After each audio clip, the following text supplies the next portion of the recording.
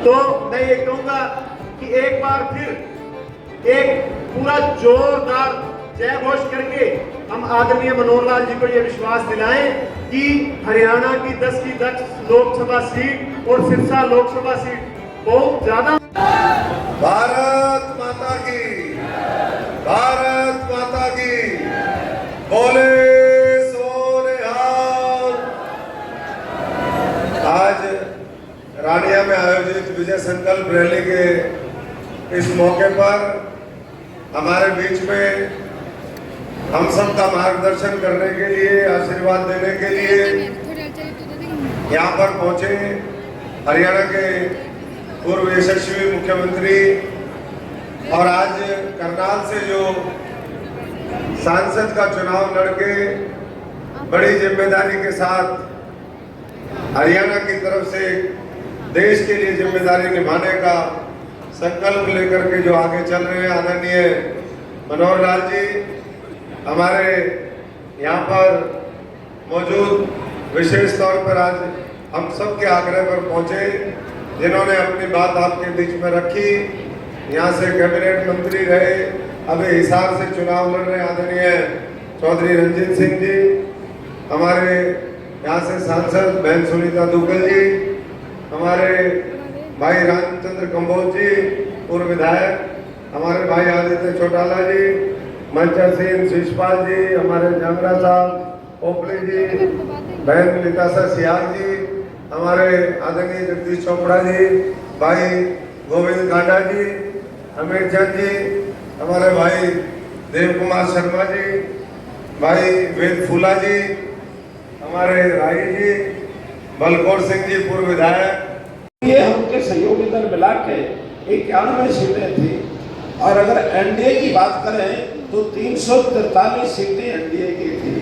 अब 343 से हम तो 400 मांग रहे हैं, आशा करते हैं 400 मिलेगी, लेकिन वो लोग जो सिर्फ 91 सीट पर थे वो खाली राज करने के आंकड़े तक भी पहुंचे, 272 पहुंचना पड़ेगा।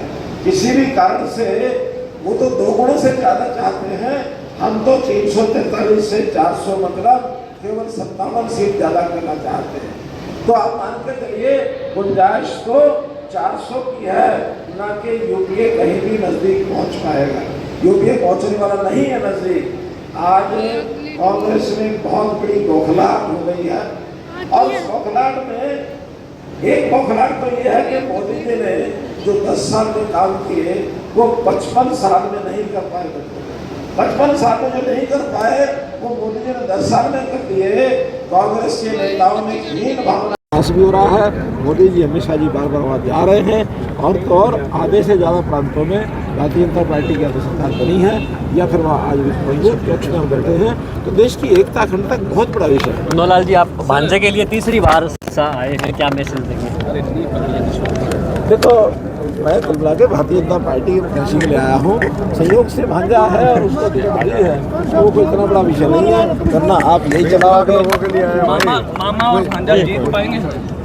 मामा और भांजा दोनों हमारे 10 के 10 लोग जीतेंगे लोकसभा में और मुख्यमंत्री हमारे विधानसभा जीतेंगे। मैंने पहले ही कहा 11 की 11 सीटों पर कमल खिला के देखने में आता है कि मामा भांजा की बनती नहीं है, लेकिन यहाँ खूब बन रही है।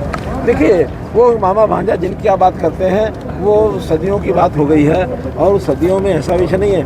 मामा भांजा का प्यार भी बहुत होता जब होता है, ठीक है ना। इस प्यार के निर्दलीय विधायक बीजेपी का साथ छोड़ चुके हैं, कांग्रेस को समर्थन दे चुके हैं। अब जो राज्यपाल को भी लिखा गया है, खासकर दुष्यंत चौटाला और कांग्रेस की तरफ से लिखा गया है कि विपक्षी पार्टियां हैं, उनको जो चीज़ें लिखनी है लिखें, उसमें असर नहीं पड़ता है, क्योंकि उनका जो गणित है 30 और 3 जमा 33 करते हैं।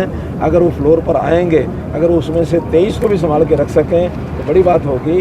ऐसा नहीं है कि वही कुछ कर सकते हैं। हमारे पास भी बहुत से संबंध हमारे अंदर की कोई संभावना लगती नहीं है, लेकिन अगर कोई इस प्रकार की स्थिति बनती है तो फ्लोर टेस्ट होगा और उस फ्लोर टेस्ट में सबसे पहले उनकी बात तो तब मान्य होगी जब गवर्नर साहब उसमें संतुष्ट होंगे और वो हेड काउंट्स के नाते से लोगों की जो व्यक्तिगत विधायकों की हाजिरी लेंगे, तभी तो जाके बात होगी। खाली पेपर पर लिखने से कुछ नहीं होता। इसलिए ये गवर्नर साहब पर निर्भर करता है, स्पीकर साहब पर निर्भर करता है कि आगे कार्रवाई क्या है। सर, जेजेपी की कई विधायकों ने बीजेपी को समर्थन दिया है अलग अलग लोकसभा के अंदर। मैं यही तो कह रहा हूँ।